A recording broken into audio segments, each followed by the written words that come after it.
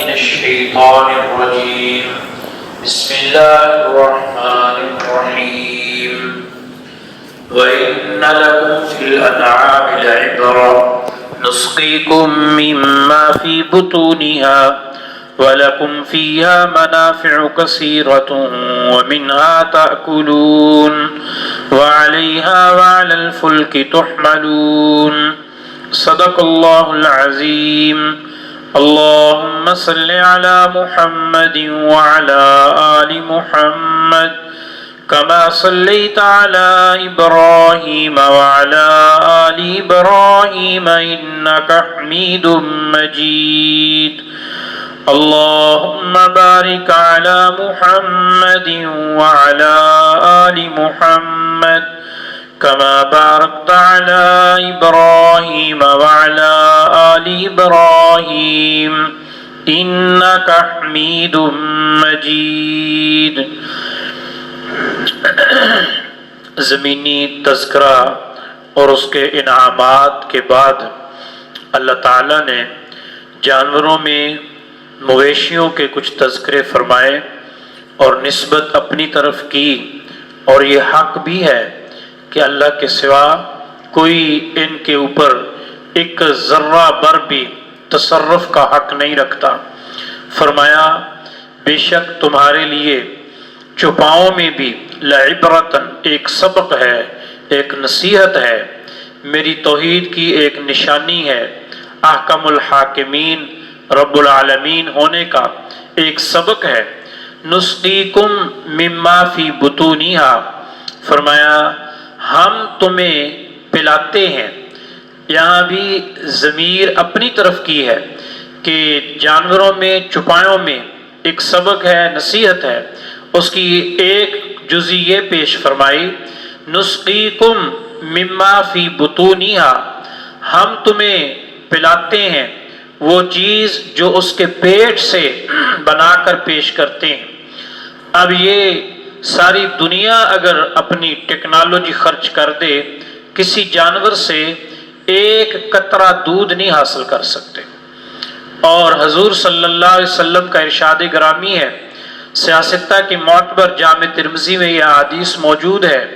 آپ نے ارشاد فرمایا لیسا شیء یجزی مکان الطعام والشراب غیر اللبن، فرمایا دنیا میں دودھ کی نعمت کے قائم مقام اور کوئی نعمت نہیں ہے، اس میں شک بھی کوئی نہیں ہے.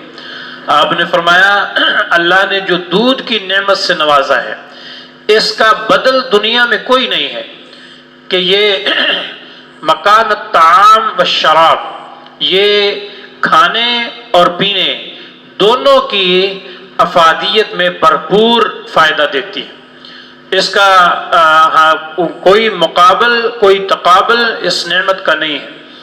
اسی لیے حدیث میں آتا ہے اللہ تعالیٰ جب دودھ کی نعمت سے نوازیں تو باقی تمام چیزوں کے کھانے کے بعد کی دعائیں اور ہیں.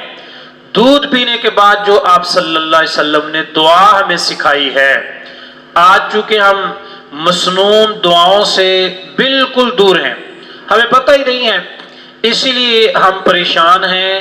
اور یہ پریشانی پھر اور بڑھ جاتی ہے جب ہم پیشہ ور عاملوں کے دروازوں پر جانا شروع کر دیتے ہیں. وہاں ہماری جیب بھی خالی ہوتی ہے، ایمان بھی خالی ہوتا ہے، پیسے بھی لٹتے ہیں، اور پیسے تو حقیر چیز ہیں ایمان کے مقابلے میں، اور یہاں تک کہ پھر ایمان بھی لٹ جاتا ہے. اور اس کے ساتھ ساتھ ہم وہاں پیسے دے کر ایمان دے کر واپسی پر نفرتیں لے کر آتے ہیں اپنے گھر والوں کے لیے. وہ یہی نفرتیں ہی ہیں نا، فلاں نے کر دیا ہے، تیرے بھائی نے تیرے خلاف کچھ کر دیا ہے، تیرے رشتہ دار نے تیرے خلاف کچھ کر دیا، یہ کچھ ہی ہے. مارکیٹ کے جتنے عامل ہیں ان کے پاس یہی سبق ہیں. اور آدمی آپ دیکھیں عقل سے اگر ہم دیکھیں نا، آدمی جس کام کو کرتا ہے آہستہ آہستہ اسے اس کا تجربہ ہو جاتا ہے. روڈ پر کھڑی ہوئی سواری کو ہم نہیں پہچان سکتے، گاڑی کا کنڈکٹر پہچان لیتا ہے دور سے کہ یہ قریب کی سواری ہے یا دور کی سواری ہے، اس کا تجربہ ہے، اس کو کوئی خبر نہیں ہے. ایسے ہی یہ جو پیشہ ور عامل ہیں یہ کچھ چیزیں ایسی ہیں جو حالات کے ساتھ ساتھ ہر گھر کی بیماریاں ہیں، ہر گھر کی بیماریاں ہیں، وہی بتلائیں گے آپ کو۔ کچھ باتیں پہلے آپ سے سن لیں گے، اس کے بعد پھر اپنی عقل لڑائیں گے اور اسی کے مطابق آپ کو نتیجہ پیش کر دیں گے، جس سے آپ نفرتیں لے کر واپس آتے ہیں، گھر کی لڑائیاں لے کر واپس آتے ہیں، ان کو پیسے لٹا کر آتے ہیں، چلتے چلتے ایک دن یہاں تک نتیجہ پہنچ جاتا ہے، ایمان بھی لٹ جاتا ہے، ضائع ہو جاتا ہے۔ وہ کب ہوگا؟ جب ہمارا پورا یقین اسی عمل کی بات پر ہے، جب ہمارا یقین آ گیا، اور یقین پہلے دن ہی آ جاتا ہے۔ جب یقین آ گیا نا، ہاں یہ عمل بالکل ٹھیک کہہ رہا ہے، تو اس کا معنی ہے اللہ کی ذات کا کوئی عمل دخل نہیں ہے۔ تو آپ دیکھیں یہ قرآن کریم میں آپ حضرات جو ترتیب سے درس سنتے آ رہے ہیں، یہ 18واں پارے میں اللہ کے فضل و کرم سے آج ہم پہنچے ہیں، تو یہاں تک جو ہے کوئی مضمون، کوئی قصہ، کوئی آیت ایسی آئی ہے جس میں اللہ نے توحید نہ بیان کی ہو؟ توحید بھی بیان کی اور ساتھ میں شرک کی مذمت بھی کی، اور ساتھ ساتھ ہر 2-4 آیتوں کے بعد یہ بھی بیان فرمایا لوگوں کو بتا دیں اگر شرک کر کے میرے پاس آئے تو ان کے لیے کوئی معافی نہیں ہے، ان کا ٹھکانہ جہنم ہے۔ اب آپ دیکھیں یہاں بھی فرمایا نسقیکم مما فی بطونہا، اور 14ویں پارے میں سورۃ النحل میں بھی یہ بات ارشاد فرمائی تھی، نسقیکم مما فی بطونہ من بین فرث ودم لبنا خالصا سائغا للشاربین۔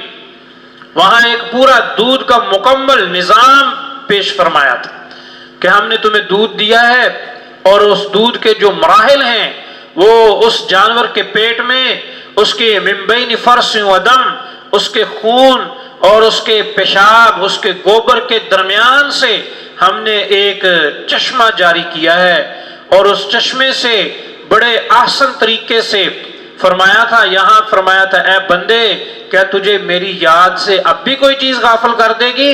کہ جانور کی رنگتیں سیاہ ہیں، ان کی رنگتیں سرخ ہیں، اور ان کا خوراک چارہ سبز ہے، بھوسا ہے، اس میں سے ہم نے سفید، یہاں اس کی سفیدی کا بھی تذکرہ کیا، سفید ہم نے دودھ، پیشاب اور جو ہے گوبر، پیشاب اور خون کے درمیان سے ہم نے گزار کر بڑے آسان طریقے سے اسے ایک جگہ لا کر سٹور کیا، پھر تیرا اختیار دیا۔ ایسے نہیں کہ ہر وقت اس کے تھنوں سے دودھ ہی بہتا رہے، پھر تو اس سے فائدہ ہی نہیں حاصل کر سکتا تھا۔ اے میرے بندے ایک نظام بنا کر پھر میں نے اسے تیرے ہلکے سے اختیار میں دیا کہ اب تو اس کے تھنوں کو دھو کر بس جب بیٹھے گا تیری ہلکی سی حرکت سے میری طرف سے جو دودھ کے خزانے ہیں، میرے دودھ کے خزانوں میں سے تیرا برتن ہم بھر دیں گے، تیرا برتن ہم بھر دیں گے، لبنن خالصن، وہ خالص بھی ہوگا، سائغن بہت اچھا ذائقہ ہوگا، سائغن للشاربین، پینے والے کو قوت بھی بخشے گا۔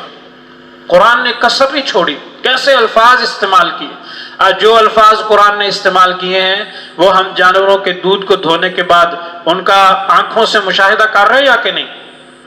فرمایا لبنن خالص ہوگا، سائغن اس میں بڑا عمدہ ذائقہ ہوگا، اور للشاربین پینے والے کے لیے قوت بھی دے گا۔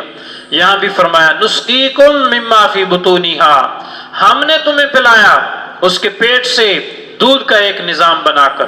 ایک فائدہ یہ بھی رکھا وَلَكُمْ فِيهَا مَنَافِعُ كَثِيرًا، اور ہم نے اس میں اور بھی بڑے منافع رکھ دیے ہیں، تاجر کے لیے منافع رکھ دیے ہیں، جانور رکھنے والے کے لیے منافع رکھ دیے ہیں۔ یہ منافع بھی کس نے رکھے ہیں؟ اللہ نے رکھے۔ فرمایا ہم تمہاری آپس کی ملاقاتیں، تمہارے آپس کے معاملات میں ہی ہم نے تمہارے لیے رزق کے دروازے کھولے ہیں۔ وَرَفَعْنَا بَعْضَهُمْ فَوْقَ بَعْضٍ دَرَجَاتٍ لِيَتَّخِذَ بَعْضُهُمْ بَعْضًا سُخْرِيًّا، ہم نے تمہاری آپس کی ملاقاتیں، تمہارے آپس کے معاملات میں ہم نے رزق کے دروازے کھولے۔ اور جانور ایک ہی ہے، اس گھر سے خریدا، اس گھر میں جا کر بیچ دیا، یہ جاتے اور آتے میں 2-4 دنوں میں 5-7 ہزار کا نفع ہو گیا۔ تو یہ تجارت، یہ رزق کے دروازے، یہ اسباب قرآن نے یہ نقل کیا۔ وَلَكُمْ فِيهَا مَنَافِعُ كَثِيرًا، ان جانوروں میں ہم نے بہت سارے نفع رکھے، اس کی کھال کے لیے الگ نفع ہیں، اس کے اون کے الگ نفع ہیں، اس کے بالوں کے الگ نفع ہیں، اس کی ہڈی اور اس کی چربی کے الگ نفع ہیں۔ پھر فرمایا وَمِنْهَا تَأْكُلُونَ، ایک نفع یہ بھی رکھا جب تمہیں ضرورت ہوتی ہے وہ بھاگتے نہیں ہیں، وہ آگے سے بدمست نہیں ہوتے، وہ تمہارے ساتھ ٹکراتے نہیں ہیں، ہم نے ان کو تمہارے تابع کر دیا جب تمہیں ضرورت ہوتی ہے، یہاں تک کہ تم اپنی ضرورت پوری کرنے کے لیے اس جانور کی گردن کاٹ دیتے ہو، یہ جانور میری فرما برداری میں تیرے تابع ہے، پھر اس کو تم ذبح کر کے کھا لیتے ہو، یہ سی نہیں کرتا، یہ سی نہیں کرتا۔ وَمِنْهَا تَأْكُلُونَ، تو گوشت کی نعمت بھی کس نے دی ہے؟ اور یہ جو کہتے ہیں جنہوں نے چاہیے 5 کلو گوشت قبرستان سٹ کے ہونا، یہ ہے نا بدبخت، اس کی کوئی حقیقت نہیں ہے، یہ ہمارے اپنے جو ہے نا خیالات کا یہ مادہ خراب ہے، خیالات کی خرابی ہے، اور ان کا بتائیں گے، یہ آپ کو ایسا مضمون پیش کر کے بتائیں گے اچھا خاصا دلیر انسان بھی ڈر جائے گا۔ تسی آپ سٹے ہو، تسی آپ سٹ کے آنا، پھر بندہ ڈر جاتا ہے، جی پیر جی تو یہ کام کر لا، میرے تو نہیں ہونا، کیونکہ شرطاں جو ایڈیاں سخت لائیاں، رات دے 12 بجے ہون قبرستان جاویں، پھر پیچھے نہ مڑ کے دیکھی، پھر آوازاں بہن گیاں، کیوں اتنے بندے پائے ہوئے آوازاں بہن گیاں، عقل انسان استعمال کرے نا، وہ کیا ہے؟ کس حدیث میں آیا کہ وہاں جنات رہتے ہیں، اور کس حدیث میں آیا کہ ایسے جنات گوشت کھاتے ہیں؟ یہ سارا فراڈ ہے۔ پھر کہتے جی اچھا جی یہ تو بڑا مشکل کام ہے، پھر جی یہ تو تسی کر لو، مینوں پیسے بنا کے دسو، پیسے بنے بنائے ہوتے ہیں منٹ لگایا پیسے بنا دیے چل بھی، تو یہ سارا ایک فراڈ ہے، جبکہ اللہ جل شانہ فرماتے ہیں میں نے تمہیں ان نعمتوں سے نوازا ہے میرے بندے، میری ان نعمتوں کو استعمال کر کے حق ادا کر، میری عبادت کا، توحید کا حق ادا کر۔ یا ایھا الذین آمنوا اتقوا اللہ حق تقاتہ ولا تموتن الا وانتم مسلمون، یہاں حق تقاتہ کے بعد جو الفاظ آئے وہ الفاظ دیکھیے، تیری موت نہ آئے اس حال میں کہ تو فرما بردار نہ ہو، مانا کہ حق تقاتہ، اس کا حق یہ ہے کہ تو ہمہ وقت اللہ کا مطیع اور فرما بردار رہے، اس کا شکریہ ادا کر۔ فرمایا جب تو دودھ پیے تو یوں کہا کر اللہم زدنا منہ، اے اللہ تو نے جو یہ مجھے نعمت دی ہے اس نعمت میں اور اضافہ فرما دے۔ دودھ پینے کے بعد کی جو دعا سکھائی نا اس میں اضافے کے الفاظ آئے، ورنہ کسی دعا میں نہیں آئے۔ اللہم زدنا منہ، اے اللہ میری اس نعمت میں جو تو نے نعمت دی اس میں اور اضافہ فرما دے، اسے اور زیادہ کر دے۔ تو فرمایا وعلیہا، اس کا ایک فائدہ یہ بھی ہے وعلیہا وعلی الفلک تحملون، تم ان کے اوپر اپنا سامان، اپنی بار برادری، بوجھ یہ بھی اٹھاتے ہو۔ ہم نے سواری کے لیے بھی جانور دیے، گھوڑے ہیں، خچر ہیں، گدھے ہیں، بیل ہیں، اونٹ ہیں، فرمایا ہم نے سواری کے لیے بھی دیے۔ جن جانوروں کو شریعت نے حلال قرار دیا، حلال کھانے سے حلال سوچ پیدا ہوتی ہے، حلال کھانے سے حلال خون بنتا ہے، جس سے حلال سوچ پیدا ہوتی ہے، جس سے نیک کاموں کی طرف انسان کا ذوق بڑھ جاتا ہے، اور حرام کھانے سے حرام خون پیدا ہوتا ہے، حرام سوچ پیدا ہوتی ہے۔ فرمایا جیسا کھاؤ گے ویسے ہی عادات و اطوار کے تم مالک بن جاؤ گے۔ جو لوگ کتے بلے کھاتے ہیں ان کی کرتوت بھی کتوں بلوں جیسی، اور سب سے گندا جو نجس العین اور جو بے حیا جانور درندہ کہا یہ خنزیر کہا، جس کو اپنی مادہ کے بارے میں ذرہ بر حیا تک نہیں ہے، کتا بھی اسی نسل سے ہے۔ تو اب جو لوگ ان کو کھائیں گے وہ ایسے ہی بے حیا اور بدمست ہوں گے، تو جو گدھے کھائیں گے ان کی عادتیں بھی گدھوں جیسی ہوں گی۔ شریعت نے جن جانوروں کو حلال قرار دیا ہے اسی میں ہی خوبی ہے کہ جب آپ اچھا یہ حلال فقط جانوروں تک نہیں ہے، آپ حلال کما کے کھائیں گے آپ حلال بن جائیں گے، آپ حرام کما کر کھائیں گے پھر کسی کو کوسنے کی ضرورت نہیں ہے، پھر آپ اپنے ہاتھوں سے اپنی اولاد کو حرام خور بنا رہے ہیں۔ خور کا معنی کھانا ہوتا ہے، حرام خور بناتے ہیں۔ اب ساری زندگی حرام کما کر اس بچے کو پیدا ہونے کے بعد اس کے پہلے فیٹر کے دودھ سے لے کر اس کی خوراک تک جو اس کو والد جھوٹ کی، رشوت کی، سود کی، ٹھگی کی، دھوکے کی روٹی کھلائے گا، اب یہ بڑا ہو کر اسی باپ کے منہ پہ تھپڑ مارتا ہے۔ پھر کہتے ہیں مولوی جی، پیر جی، منڈا کہہ کار نہیں ہے گا، تویز دیو۔ اس کا کوئی فائدہ نہیں ہے، 1,00,000 تویز باندھ دے اس کے گلے میں، بلکہ اسے خود ہی آستانہ بنا دے، آستانہ بنا دے اسے خود ہی، اس کا کیا فائدہ ہوگا؟ اس کا کوئی فائدہ نہیں۔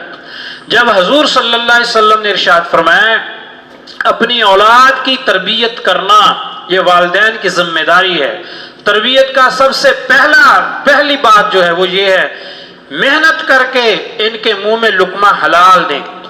جب حلال دیں گے اس کے اثرات بھی ہوں گے۔ حلال کھانے والا بچہ یہ کبھی اپنے والدین کے سامنے بدتمیزی نہیں کرتا، یہ تو وہ بوڑھے بھی ہو جائیں، یہاں تک کہ اگر وہ کھانا بھی نہ چبا سکے نا تو یہ کھانا بھی چبا کر ان کے منہ میں ڈالتا ہے جس کو حلال کھلایا ہے۔ اللہ تعالیٰ عمل کی توفیق عطا فرمائے۔ یہ کل وہ ایک چھوٹی بچی معصوم جو فوت ہوئی ہے، یہ بھی ہماری ایک یوں سمجھے کہ عرف کا ایک ماحول ہے، جبکہ حدیث میں یہ آتا ہے کہ جب کوئی چھوٹا بچہ فوت ہوتا ہے تو اللہ تعالیٰ باوجود جاننے کے ان فرشتوں سے پوچھتے ہیں تم میرے بندے کے جگر کے ٹکڑے کو لے آئے ہو؟ کہ یا اللہ آپ کے حکم سے لائے ہیں۔ اچھا یہ بتاؤ میرے بندے نے اس پر کیا کہا؟ اے اللہ اس نے یہ کہا انا للہ و انا الیہ راجعون، واہ اللہ رونا دھونا نہیں کیا، تیری قضا پر راضی رہا۔ فرمایا اے میرے فرشتوں تم گواہ رہو، میں اپنے اس بندے کو جو دنیا میں اس سے تکلیف ہوئی اس کا بدل قیامت کے دن اس کو جنت کی شکل میں دوں گا۔ اور اب آپ نے کبھی چھوٹے بچے کی دعا پر کبھی ترجمے پہ غور کیا؟ آتی نہیں، غور کیا کریں گے؟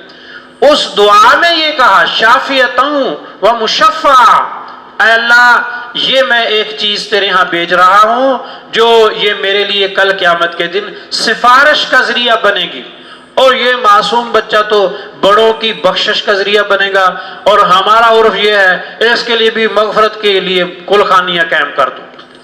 انہی جیسے وہ پیشہ ور عمل ہے نا، ایسے ہی یہ پیٹ والے جو ہیں نا، پیٹ کی کمائی والے ملا بھی اس کے بھی کل خانی رکھو، اس کا بھی جی فلاں نہ کرو، اس کا بھی۔ اور اللہ کے بندو بے شعورو، یہ تو تمہارے والدین تمہارے لیے یہ تو سفارش کا ایک ذریعہ ہے، جنت میں جانے کا ذریعہ ہے۔ ایک حدیث میں آتا ہے جن لوگوں کی چھوٹی معصوم اولاد فوت ہوئی یہ کل قیامت کے دن اپنے والدین کے آگے آگے دوڑیں گے اور ان کو جنت تک لے جائیں گے۔ تو اللہ تعالیٰ سے یہ دعا ہم نے کرنی ہے، اللہ اس بچی کو اپنے والدین کے حق میں بخشش کا ذریعہ بنا، اور والدین کو صبر جمیل عطا فرما، اس کا نعم البدل اس سے بہتر عطا فرما۔ الحمدللہ رب العالمین والعاقبۃ للمتقین والصلاة والسلام علی سید الانبیاء والمرسلین اللہم صلی علی سیدنا و مولانا محمد وعلى آل سيدنا ومولانا محمد وبارك وسلم وصل عليه اللهم إنك عفو كريم تحب العفو فاعف عنا يا كريم۔ اے اللہ ہم سب کی خطاؤں کو معاف فرما، ہم گنہگار ہیں، ہمارے گناہوں کو معاف فرما۔ جتنے مسلمان دنیا سے ایمان کی حالت میں رخصت ہوئے ان سب کی بخشش فرما، بالخصوص ہم سب کا آخری وقت خاتمہ بالخیر فرما۔ اچھی موت ہمیں سب کو جب آخری وقت آئے یا اللہ اچھی موت نصیب فرما، اور یہ جو چھوٹے بچے ہیں ان کو اپنے والدین کے لیے بخشش کا ذریعہ بنا، بالخصوص یہ بچی جو کل فوت ہوئی ہے اللہ اسے بھی اپنے والدین کے لیے بخشش کا ذریعہ بنا، والدین کو صبر عطا فرما، نعم البدل عطا فرما، ہم سب کا آخری خاتمہ بالخیر نصیب فرما۔ وصلی اللہ تعالی علی خیر خلقہ محمد وعلی آلہ واصحابہ اجمعین برحمتک یا ارحم الراحمین۔